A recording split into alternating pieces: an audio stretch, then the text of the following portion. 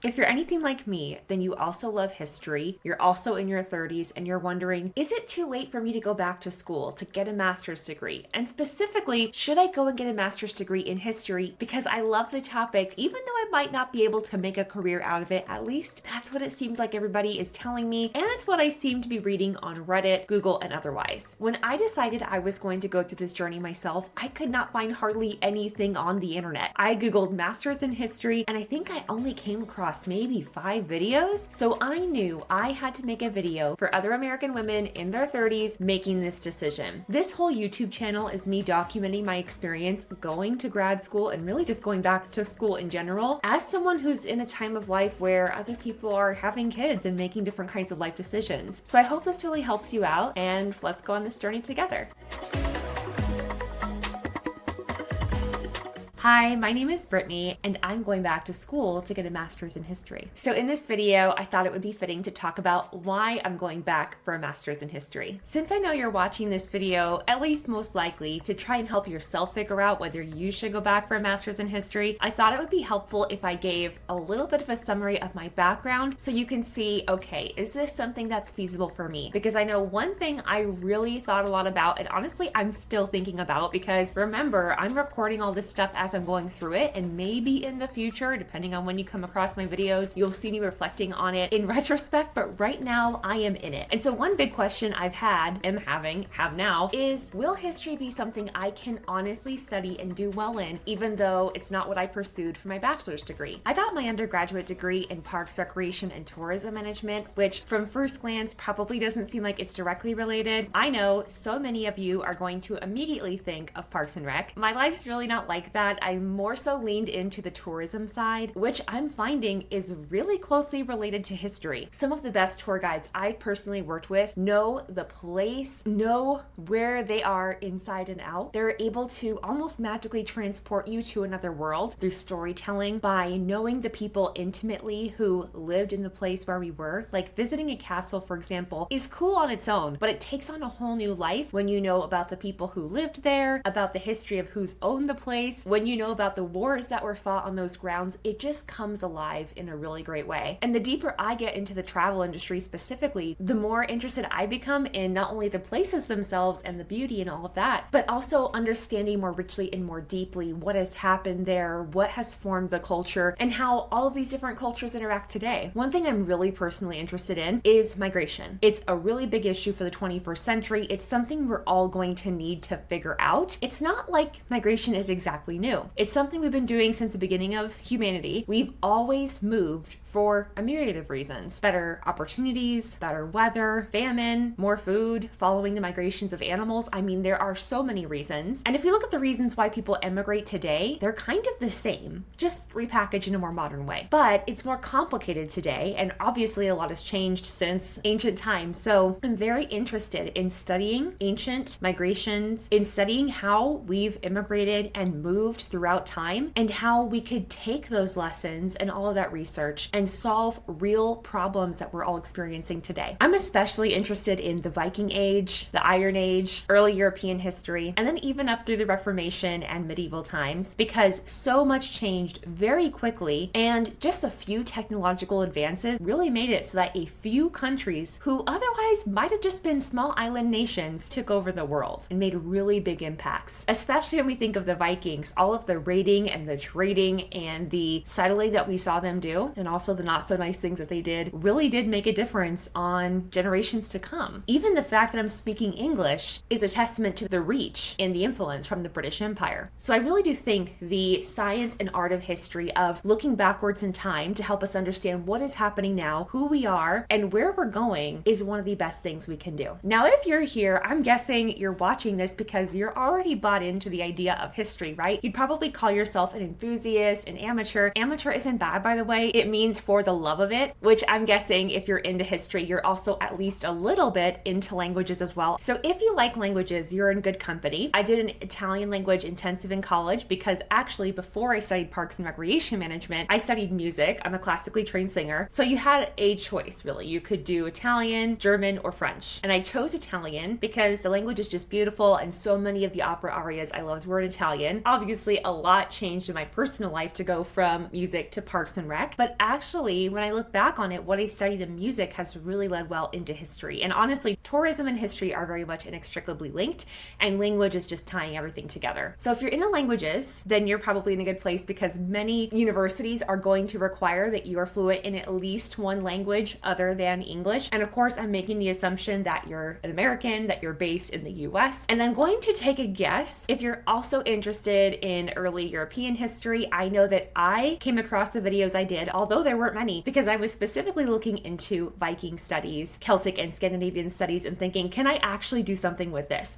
Now, I eventually came to the conclusion that even if I couldn't make a clear path to a career, I'm still going to study it anyway. And I know that's probably unique because most of the time when we Americans think of college, we think of, oh, we're going to go to school or we're going to go back to school so we can have better career prospects. But I actually really like what I'm doing for work. So I just see this as a way to add to it. And also because I want to make friends, I want to actually discuss these historical topics, and my husband's getting sick of me talking about it. So that's another factor too that some people may or may not have watching this video. I will be exploring a little bit. If you wanted to go travel abroad and study for your master's degree in another country, I will be exploring what that looks like because it is something I wonder about, like in another life. Although I don't know, maybe I'll do some kind of cohort hybrid thing where I go abroad part of the time and I come here. But I am married, I have a cat, I am based in Arizona, and so I would like to ideally study here where I am, be involved in my local community, and then go and travel as part of my independent study, as my research, as I'm creating content, because that's another thing. I have a blog all about Viking studies and movement, migration, genealogy, how they're all connected. If you're into that stuff, I'll be sure to put information about the podcast Nomads of the North in case you're into that. So another motivation for me is also having an understanding of how I can get those really good sources and do research well and not just be sharing my opinion editorial, which is so much of what content creation and even news is in our world, but how I can actually do real research, not just repeat or regurgitate what I feel like everybody else is saying, but actually add to the conversation. So I'm really excited about that. And I'm really excited to share my journey with you. If I could sum all of that up though, I'd probably just say I really love history. I want to dedicate time and energy and resources to actually studying it and also improving my craft and my depth of knowledge in this specific area. And then also I have the observation and the belief that we have these big problems now with immigration and migration. And I really do truly believe that we can look back into the past to better understand how we've come to this point and what we can do to move forward. Because I'm very much pro-immigration, and I know it's a complicated topic, but I really do believe that we can solve it. Humans are so smart. We've solved more complicated problems before, and we're going to solve more complicated problems again in the future. I believe we've got this, but that we have to look at what people have done in the past to get a better understanding of what the real problems and needs are, and also so we can avoid mistakes that have already been made going forward in the future. So those are the main reasons why I want to study history in general and go back to school for it. But you might be wondering, why now? So as I mentioned before, I'm in my mid-30s and it's an interesting time of life, right? And I know that in the 20s and 30s, so much can happen, right? Like I'm 37 as of when I'm recording this, and I have some friends who are single, living full-on fancy-free. They're traveling all the time, especially because I'm active in the travel and tourism industry. So I have many friends living that kind of a life. And then on the other hand, I have friends who have like 4 or 5 kids. So they've had a very different life. I'm married. I've been married for over 10 years. We don't have kids yet. We might in the future, who knows? But I finally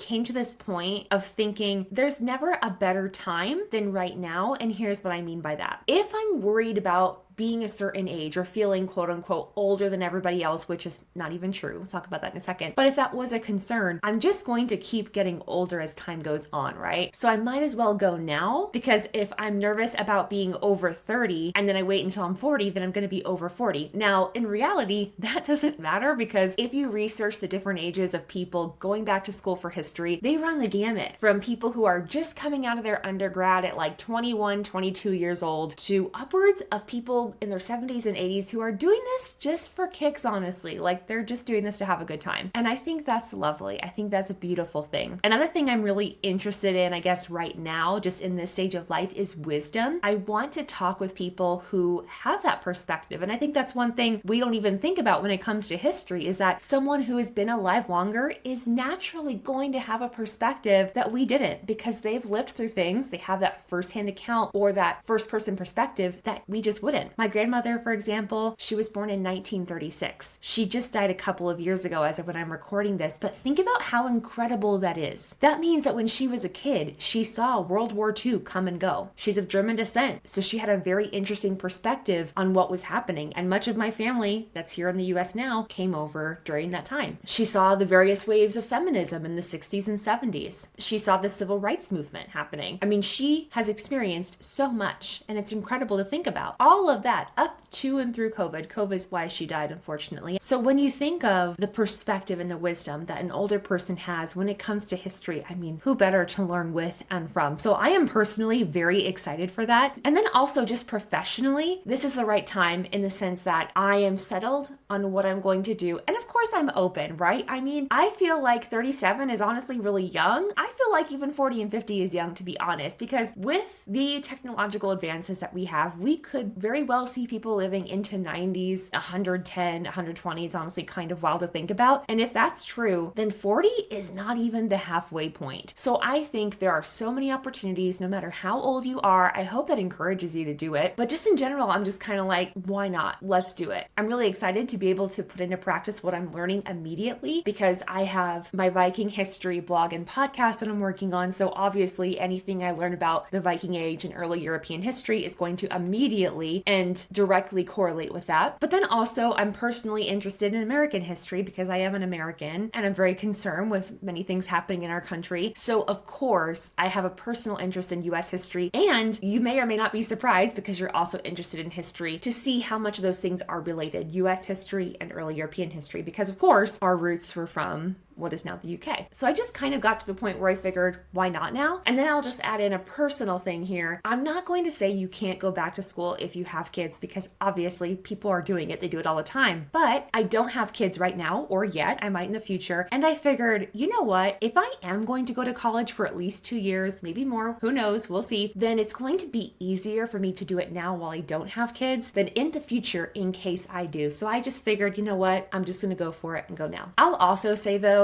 I'm always kind of up for an adventure. I've been doing the whole blogger freelancing thing full-time for 3 years now as of when I'm recording this. Before that, I was teaching for 5 years. Before that, I worked in community recreation for several years. I did seasonal jobs for almost 10 years before finally going to college full-time. So I've always had a non-traditional trajectory of life, which is funny because if I have kids now, then anyone who meets me will be like, oh, you just had kids a little bit later, so that's actually pretty normal. That's what I'm saying. This whole idea of normal and ages really, in my mind, just doesn't matter because everybody's doing everything now, right? Like you can find any person to model your life after if you really want to. But I just figure, yeah, why not now? And also it just sounds fun. I don't know if that's what I put on my personal statement as I'm applying to schools. Like I probably will not do that, but it just sounds like fun. So why not? I'm really excited to meet other people who are into history as well and to have friends. Oh my gosh, that is one thing I haven't even talked about how hard it is to make friends in your 30s, especially if you don't have kids yet. And especially if you're married, but you don't have kids yet. Because like I said, I have many friends who are full on single and they all kind of gravitate towards each other. They're going to Burning Man. They're traveling all over the world. They're going to festivals. I have friends who are full-time digital nomads. They're traveling all over the world as they freelance. And that's so cool. And I love it. And I did that a little bit for the last 3 years. But I also do have a husband and I love my home and I actually like gardening and homesteading and stuff too. So I don't want to be gone for too long anymore. I want to be able to have adventures and come back home, right? Like America's my home. As much as I love traveling and especially going to different European countries, I want to be rooted here. So I'm especially interested in exploring different ways that I can get paid to travel, that I can do research, maybe even earn some grants or get paid to do some travel and content creation on location. I'm very interested in that. So I'll be sharing all of that with you because as much as this is about becoming an everyday historian and what that takes, going back to school for history, all of that, it's also kind of an exploration of, can I actually make this work? Can I actually make money as a historian? And what does that mean or look like? Because I know the traditional jobs we hear about about are working at a museum, being a history teacher. I've already been a teacher and I really don't want to go back to the public school system. Maybe I'll work at a private school in the future. Maybe I'll open my own school. I don't know. I'm open to it, but it's something I'm thinking about. And I will say, I actually do have a TPT store, Teachers Pay Teachers, in case any of you watching are teachers or have been teachers. I do have some resources based on early American history, I guess you can call it that, during colonial times, focusing on interactions between the Southwestern tribes and the European settlers, good and bad, documenting all of that. So that's another thing too, is I need to figure out which I'm going to focus on, or one will just become the main thing and one will become a side project, and that's totally fine. I feel like most likely I'm going to attract multi-passionate people too. Okay, so what do I hope to get out of it? Well, for one, I just think it's going to be fun, like I mentioned. Two, I think it's going to help me have richer content because it's not just going to be me sharing my opinions on my Viking blog, for example. In the resources I create for teachers, I want it to be educationally rich, and I want to, like I said, add to the conversation. I don't just want to regurgitate what other people have already discovered or said. Ideally, I would actually like to be making discoveries and contribute original research myself. Okay, so why I'm documenting this. I mentioned this already, but when I went to search on YouTube about people who are going back to school for history or just graduate degrees in history, I could hardly find anything. So I knew then, okay, I am going to need to document this whole thing. Most of what I could find were just like promotional videos, basically commercials from the universities and colleges themselves. And I'm like, no, I want to hear from other people who have actually gone through the process, who have compared the different schools, who have looked very closely at the coursework requirements for the degrees, who are comparing entrance requirements, talking about the GRE. Do I need to do that? Like, I am documenting it as I'm doing it. So yeah, if you watch the videos in real time, or if you're going back to the older ones, I'm going to be obviously more ignorant in the past because I'm learning as I go. But I also think that's a beautiful thing. Also, as if when I'm recording, and I don't know how long this will be a thing or if this will just become normal, but AI is taking over everything everywhere. And I know for me, there are some things I love using AI tools and search for, but I also love hearing from a human, especially when it comes to things like this, when it comes to making really big decisions. I mean, going back to school or just going to college at all, especially as an American, is incredibly expensive. Even if you go abroad and you attend a university that's tuition free, you still have the cost to move, to settle in a new place, to get an apartment, right? Like, you can't really escape costs. I do think you can mitigate costs though. When I went to college myself, I earned about $30,000 in scholarships and grants because I basically treated it like a part-time job, and I was applying between 20 to 40 hours a week during the year. If I didn't have classes, obviously I did more. And best believe I'll be doing all of that again because I have to refresh myself. It's been a while. And yeah, as I find those resources, I'll be happy to share them with you as well. So if you're interested in that, which I'm guessing you will be because cost is one big reason people think about going back and then they ultimately don't do it, definitely subscribe to follow along with my journey. Click the little bell if you want to get notifications about when new videos are posted. I don't want to commit to a publishing schedule yet because I just honestly would rather wait until I have something worth saying or sharing. So just be on the lookout, and when I have a new video posted, you'll get the notification. So yeah, there wasn't a lot out there, and I just figured, why not do it myself? I'm doing all the research, literally what I want to do as a historian / content creator, right? Dive in, go through it, experience it, and then I'm going to share everything with you. So that's why I'm going back to school to get a grad degree in history, master's in history, and I'm bringing you along for the ride. I can't wait to share more with you. I can't wait to have more clarity for myself. Honestly, you're going to see me figuring all of that out. And I would love to know, what are the questions that you've been searching for that you just can't find answers to either? Because if I see that all of you are looking for the same thing, then maybe I'll do that video before I do the other one. So let me know down in the comments below. Otherwise, just thank you so much for being here, for watching this video. Oh, I'd also love to know, what is your favorite period of history to learn about and study? I'm really into the Viking Age right now. I'm especially into that region of the world, right? Iceland, Norway, Denmark, Sweden, Germany, Ireland, England, really, I guess the UK, because it's just so interesting how much has happened in a relatively short period of time, and also how much that region of the world changed between the Roman Empire basically leaving and then Christianity being introduced and then spreading. I mean, so much happened. So I'm really curious to see what's your favorite time period to study and learn about. Let me know in the comments. And yeah, feel free to connect with each other too if you see that, like, maybe you see someone else comment and you're like, I'm into that too. All right, talk soon.